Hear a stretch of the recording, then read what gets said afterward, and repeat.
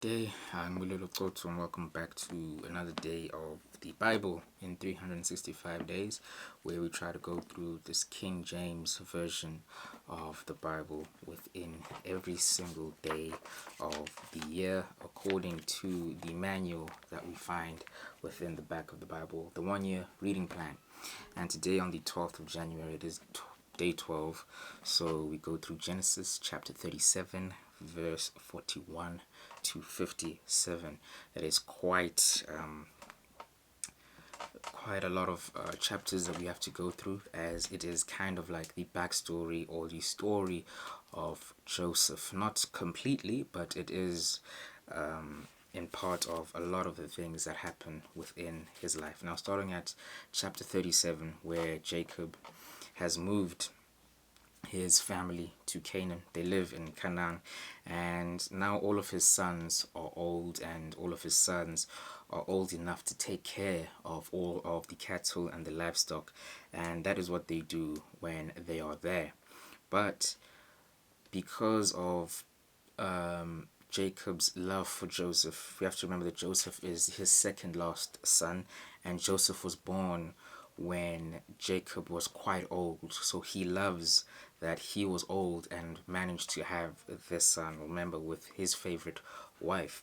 So he showed favor unto Joseph, and his older brothers noticed that this child is our father's favorite. They don't know why Joseph is the father's favorite, but he receives favor ahead of all of them, to the point that Jacob creates this sort of magnificent clothing item for Joseph, and all of the brothers see this, and they don't receive anything. All of the brothers see this, and they can see that their youngest brother is loved ahead of everybody else within this household, so they grow envious of him. So we have to be careful as well. If you are a parent and you have children, the children don't know why you show favor towards others. They just see that they are being treated differently than their siblings. So the envy and the anger and the frustration starts to grow, because they don't know what it is they can do to receive the love from the parent. They just see that the love is being directed elsewhere, and they don't get the same amount of attention, the same amount of love. So they do feel that frustration. And now Joseph has been given this gift of being able to see these dreams so vividly. And he has two dreams, and he tells the first dreams to his brother, where he tells his brothers, we are all in this field and we are harvesting. And while we are harvesting, my sheaf like stands up straight, while everybody else's sheaf circles mine and bows down to my sheaf. And this frustrated his older brothers, because now the older brothers can see what this dream is saying. So they confront him and say, are you telling us that we will be obedient to you, that we will bow down to you, you will be the ruler over all of us?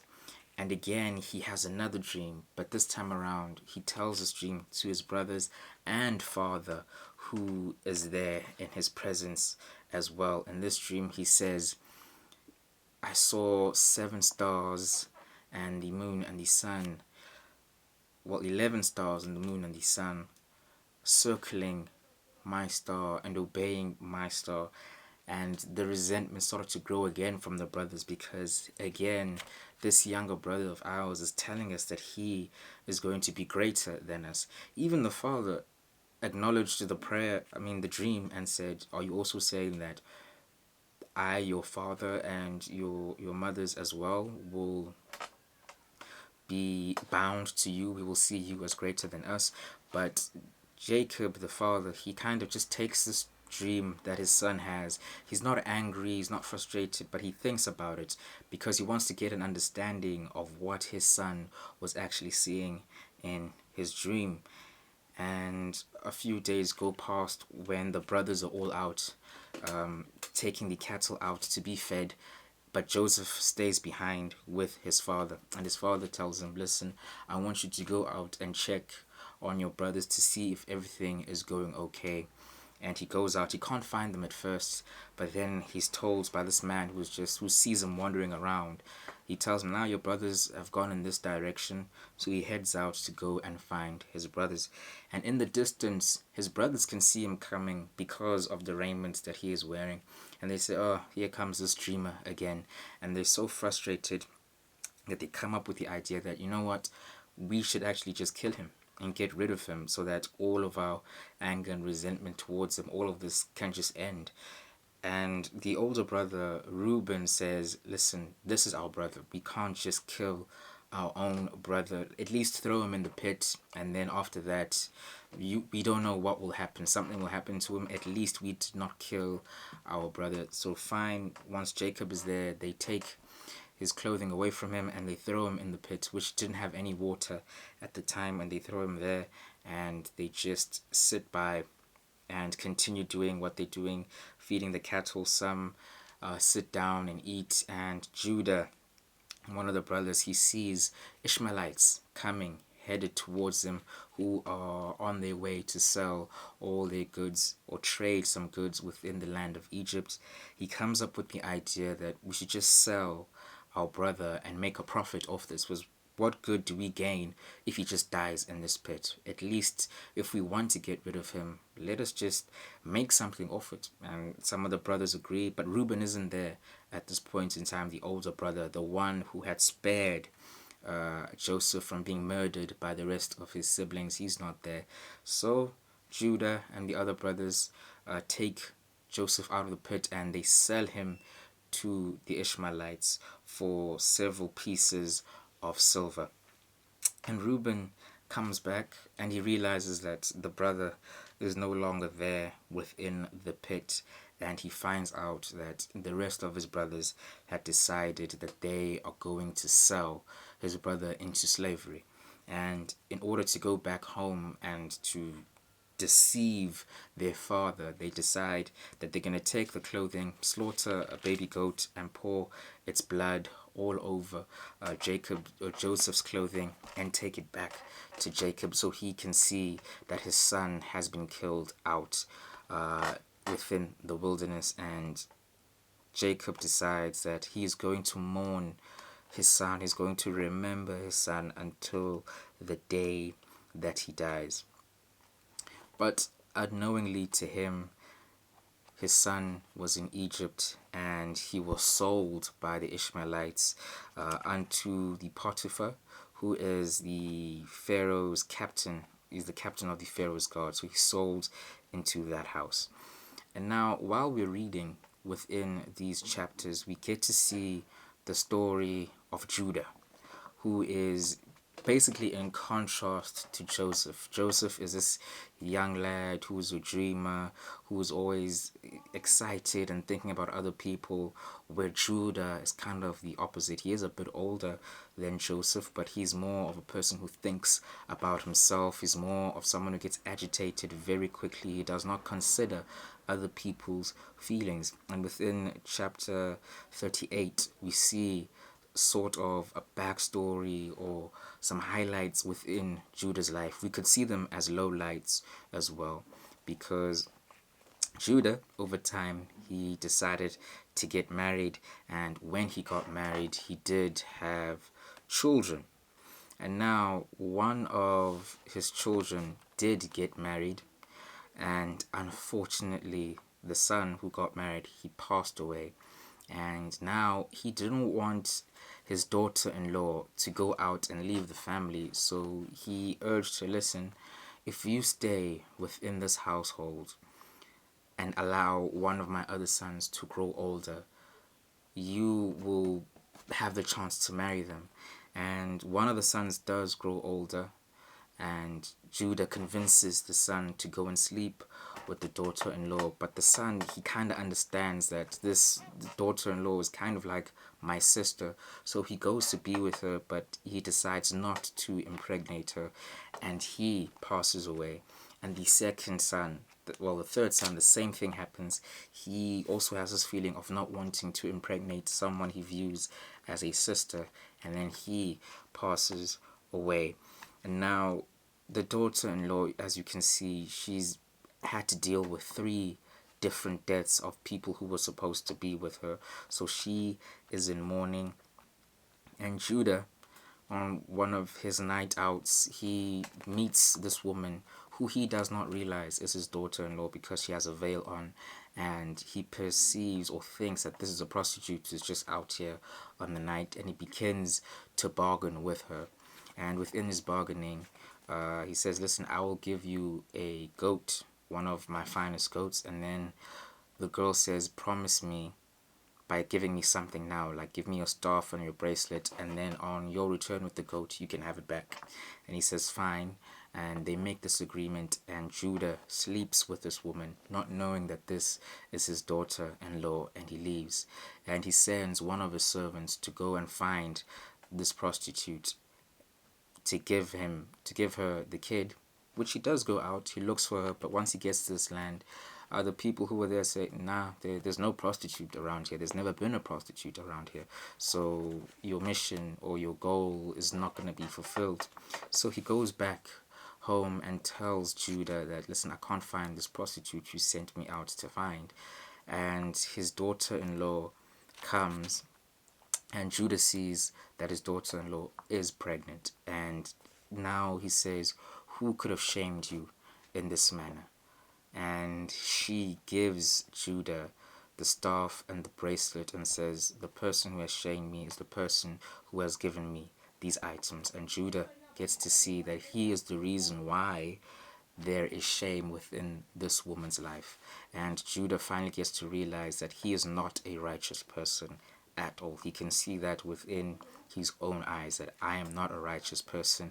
You are way more righteous than I am, because I have put you through so much within your life, and I have not considered you at all. All I have thought about was myself. So this is the story that we see of Judah, and the daughter-in-law does give birth to twins, one named Pharez and one named Zara. So that is kind of the story we get about Judah within chapter 38, which is a stark contrast to his younger brother, who we get to see about what he's doing from chapter 39. Because in chapter 39, Joseph is living within the Potiphar's house, and because of the kind of hard-working and noble person that he is, he gets promoted into a high place within the Potiphar's house and is shown favor by the Potiphar. But remember, Joseph is still a servant at this time. He's still someone who's still seen in the low class. So you remember, he was sold into slavery by his own brothers. And now Potiphar's wife, who notices that Joseph is this young, striking man, because Joseph was still younger than 30 at this time, is in his 20s, and the Potiphar's wife wants to be with Joseph, but he resists her at every single turn. He turns her down constantly, to the point that the Potiphar's wife has had enough with Joseph's rejection that she falsely accuses him of assaulting her, and he takes one of Joseph's pieces of clothing, and she uses this as evidence that Joseph had been with her and shamed her and mocked her within the Potiphar's house. And this angers the Potiphar, who sends Joseph to prison. And now, as we see the story of Joseph, he was sold into slavery, and now he has been falsely accused and is being sent into prison. And within the prison, Joseph, again, who is shown favor by the Lord while he is in prison, he gets to also climb up the ranks within all the prisoners, to the point that the guard within the prison gives Joseph the responsibility of watching over all the prisoners. Now, we barely even get this in this very day, where a prisoner is the one watching over all the other prisoners. That's the type of person that Joseph was, and that's the type of favor that God had given him.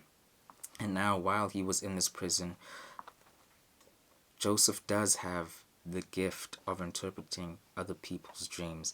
Now, the butler and the baker of the Pharaoh were within this prison, and they both had dreams, and Joseph decided to interpret their dreams for them. In the butler's dream, Joseph had told him, listen, after 3 days, you will be freed from this prison and you will go back to playing your role as the Pharaoh's butler. But please, once you go back to playing your role, please don't forget about me, the person who had interpreted your dream. And now the baker, he heard this interpretation. He realized that it was a good interpretation. So he asked Joseph to interpret his dream. But in that interpretation, Joseph tells him, listen, also after 3 days, you will be taken out of this prison, but you will be hanged and the birds will eat your flesh. And after 3 days, both of the interpretations came true. Both of the men were taken out of prison. The butler was taken back to playing his role as being the Pharaoh's butler and providing and giving the Pharaoh his cup, while the baker was taken out of prison and he was hanged and the birds ate his flesh.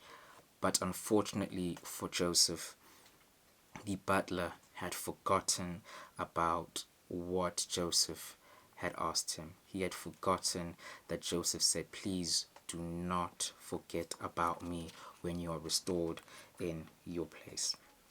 And now time passes, a lot of time passes, and the Pharaoh now is starting to have dreams that no one else can interpret, because in his dream he keeps seeing 7 fat cows and then 7 thin cows, and then the thin cows come and they eat the 7 fat cows.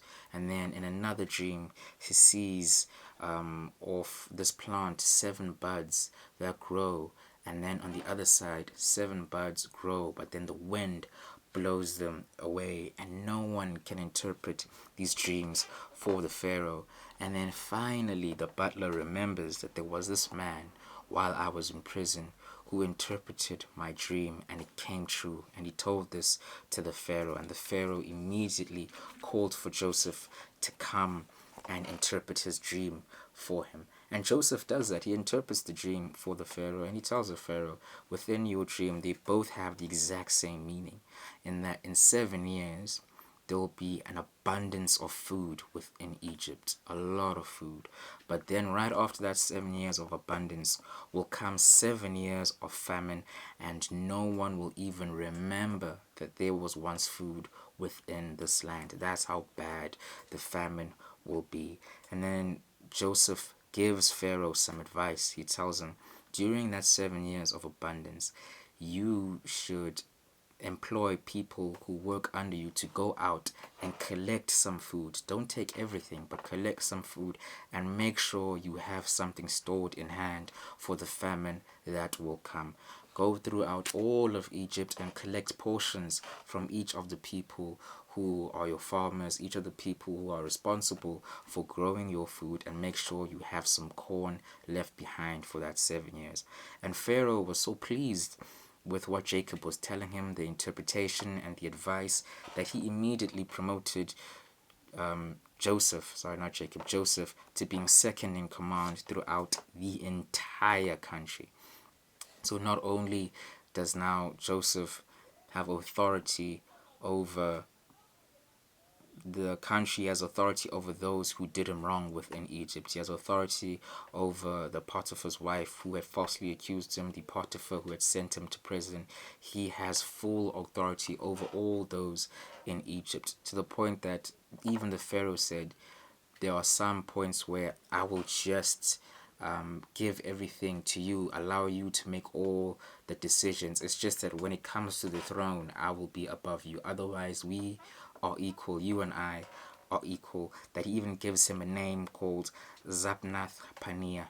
That's what he starts to call Joseph, as he's the one who's in second in command. He even takes off his own ring and gives it to Joseph, puts a gold necklace over his head, and gives him the second chariot that he will ride second, right behind the Pharaoh. That's the type of position that Joseph has now. And he's also given a woman that he will marry, and together they have 2 children. The first child is called Manasseh, and the second child is called Ephraim. And that is the story of Joseph so far. We see a boy who was this big dreamer who was given this gift of having dreams and being able to interpret dreams, but unfortunately he lost favor within his own brothers. His brothers conspired to kill him. His brothers then conspired to get rid of him and decided to sell him into slavery. But he still didn't move away from what God had planned for him, and didn't lose faith in God, even though he was going through so much within his life. And he saw that once he was within the slavery, he got another chance to move up the ranks within the Potiphar's house as he was growing. And then all of a sudden, he's being accused of something he does not do and is sent to prison for a crime that he did not commit. But he still didn't move away from God. He still didn't move away from the gifts that God had for him. He was still a faithful servant to God and continued to interpret dreams. And even though the people who he had helped in prison forgot about him and left him there for many more days, he still didn't move away from God. And then once he was released, he continued to use that gift to help the Pharaoh. He continued to use his gift to help all those within Egypt because he didn't move away from his faith in God, and he managed to save Egypt from 7 years of famine with his ideas and managed to become the second in charge within an entire nation. This boy who was once a slave is now the second most powerful person within one of the greatest civilizations that humans has ever had because of the faith that he had in God, and he did not move away from God. And that is the first part of the story of Joseph. Now may the grace of the Lord Jesus Christ, the love of the Father, and the fellowship of the Holy Spirit be with you now and forever. Amen. Thank you so much for watching this video.